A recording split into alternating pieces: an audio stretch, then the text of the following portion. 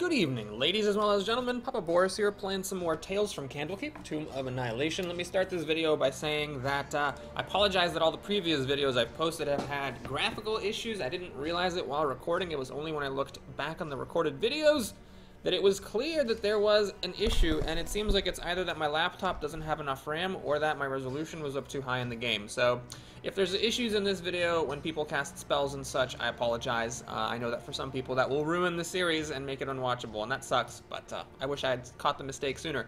Anyway, in this video, if you are still going to watch despite the graphical glitches, I'm going to go back and do some more levels on Horrific. I might be able to beat Rasen C here, but this is a pretty tough villain, honestly, and I haven't gotten any good armor upgrades. Right now, Birdsong and Dragonbait each have +1 armor. I'd like to get at least one character with +2 armor before I go fight this guy. So we're going to go back and let's take a look at hedge trimming here. Shouldn't be too difficult to deal with the leader of the Vega Pygmy tribe on Horrific difficulty, but I guess that's what we're about to find out. So yeah, I know that going back and doing some missions I've already done when there's a mission in the main quest line that I have yet to do is a little less than exciting for folks, but on the plus side I do upload these videos pretty frequently. Like, I'll start doing probably 2 a day, so you can always skip around if you find some of them boring.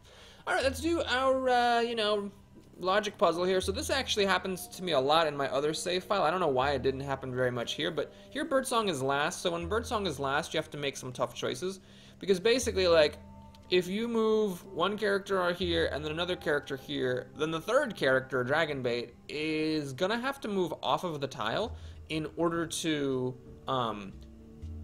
explore. And if you want Dragonbait to get a Jack of all trades bonus, then you're gonna have to eat an encounter, which is not that great on Horrific difficulty, because if you do get a spell, like a meteor shower, then everyone takes a gajillion damage, and it's just not worth it.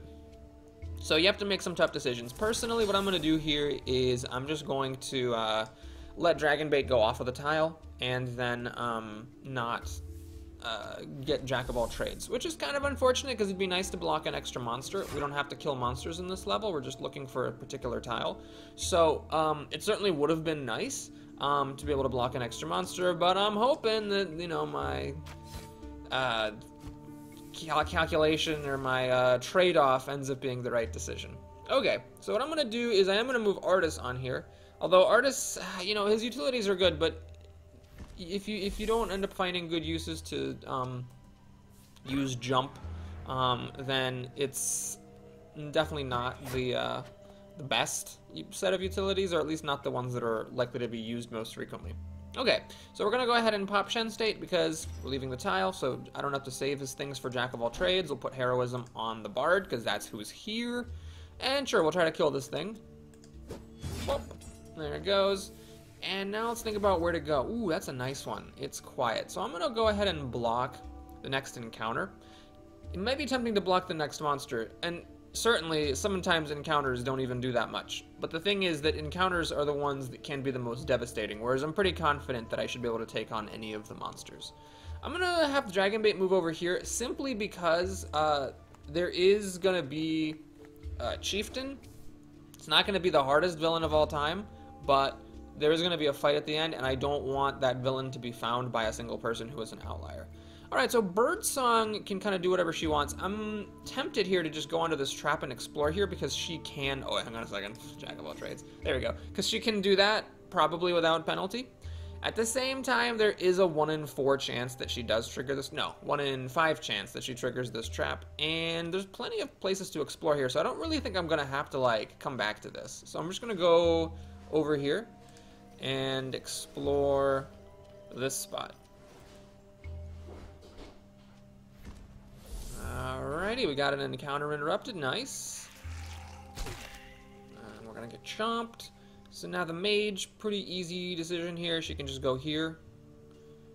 Let's go here and then shoot at the zombie. Unfortunately, the mage still only has a +1 weapon, so we'll take a shot with Chromatic Orb. You might be wondering, well, but Boris, why would you do that? Since if you miss, you're gonna regret that you didn't get the damage on. I really don't think that the damage is all that valuable, because the Bard does 3 damage, the Paladin does 3 damage, and then the Ranger has found this belt of strength, so he actually also does 3 damage. So I'll take my very low chances here. It's not as low as it says. It's definitely higher than 36%. It was, you have to roll 12 out of a d20. So that's, what is that, 9? Yeah, that's 9 out of 20, so that's 45% chance. I don't know why the percents are so off. It's like the easiest math in the world. It's like the number of dice in the d20 divided by 20. It really should have been quite easy to get that right. I'm not exactly sure what happened there with somebody's math, but anyway. Here, I'm definitely going to get this chest. Even though this is on horrific difficulty, this is a really early mission, so it shouldn't be that hard on horrific. And that's extremely valuable to get these crafting materials for later. So the question is, how do I get it? I can obviously move Artis here, jump into this nook, and then open the chest. Of course, the problem with that is that he's then going to have to jump out if he wants to not take any damage. I think that's actually fine. Nah, might as well use that. That's one utility that I've definitely been underutilizing, so,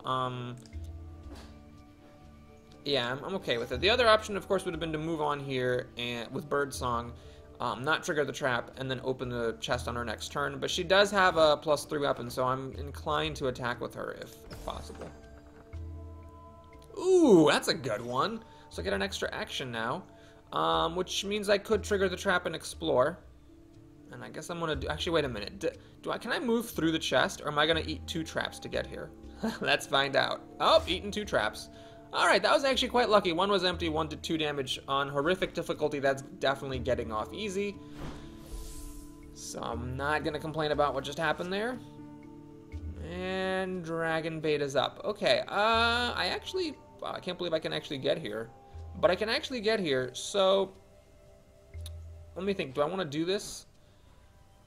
Artis on his turn, thanks to this belt that he has, can actually shoot this thing dead. And then move and explore. Yeah, Dragon Bait's just going to go over here. Artis can get back here. He still has a jump, if necessary. And in the meantime, might as well try to find the village tile, which is really being quite elusive. Okay, so we found a chest. It's only a common chest. At this point, common materials are really, truly, utterly worthless. So I can either use Song of Rest and walk and explore here, or I can walk over here, eat an event, and then maybe try to kill this monster. I'm actually going to try to kill this monster.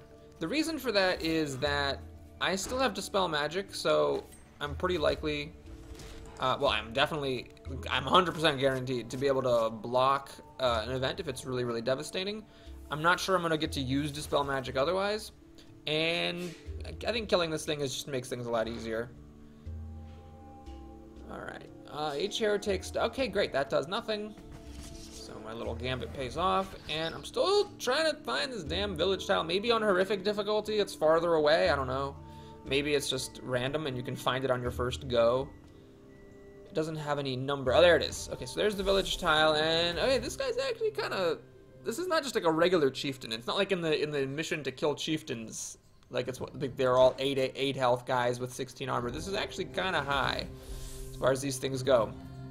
Okay, so you have to really bring him down quickly, and it sucks that Dragon Bait is over there because, yeah, Dragon Bait's not going to get here anytime soon.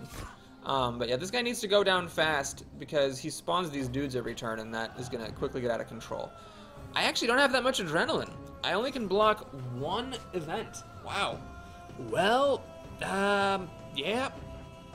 I'm going to have to go for it. So, I have a couple different options here. I can try to shoot this guy twice. I do need to roll a 4 or higher.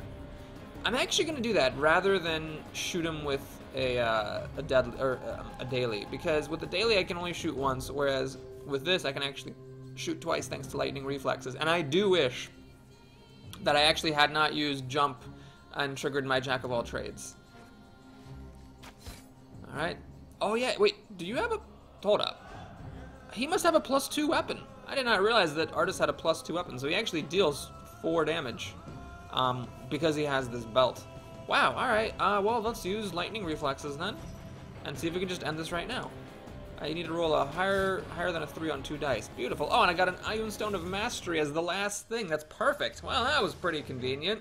Thanks for watching. Please like and or subscribe if you enjoyed this one, and if you want to stick around for the post-game stuff, let's do it. There's my legendary chest that I opened during the scenario. That really should be, like, explained somewhere. I am kind of surprised that the game doesn't explain to you that if you open a chest during the scenario, it's not just getting treasure, it's also getting the crafting materials afterwards. So anyway, the video's over, but let's see if we can do some crafting and scrapping and stuff. Now, normally I scrap these belts, but honestly, maybe Artis is the only person who can actually use this thing to good effect, and maybe when other characters find them, now that there's a trade feature, I should just have them give them to Artis, because he's so accurate. The problem with this is that if it breaks up on any failed attack, which makes Artis's dailies way less appealing to use, because they're mostly AoEs and they're probably gonna miss somebody. So then the belt goes away, and then you're gonna wish that you had just, you know, kept it for the materials. But how useful is it to deal 4 damage? I think that could actually be useful. So yeah, I'll use it till it breaks, and we'll give up some of the materials. All right, you're good. You're good. You're good. Okay. So what I'm looking for here are armors, hopefully for Artis and for my bird, because these guys already have a +1 armor, so it's less valuable to get them a +2. Oh, he can actually make it, and she can actually make it. Okay, great. So you need 50 of my precious, precious owlbear leather. Man, look at this. Like, there's 57 owlbear leather and like 100 billion of the other stuff, which of course the owlbear is the most valuable one. It seems like it's not particularly well balanced. And you need 40 of the owlbear leather, plus some other materials that are actually kind of valuable. All right, I guess we'll do the guy that needs less of it, although it really doesn't matter what order I do it in, logically. Yeah, it really actually doesn't make a difference. I guess we'll do her first then, because she has fewer hit points, so it makes a bigger difference for her. So yeah, let's go ahead and craft that. You can make an argument that the ranger needs it more because he doesn't have a fire shield. But the thing is that a lot of these hard bosses don't just melee attack you, so fire shield doesn't exactly block everything, and just having more raw hit points is definitely valuable. Okay, so that is that. Thanks for watching, guys. I'll see you again soon.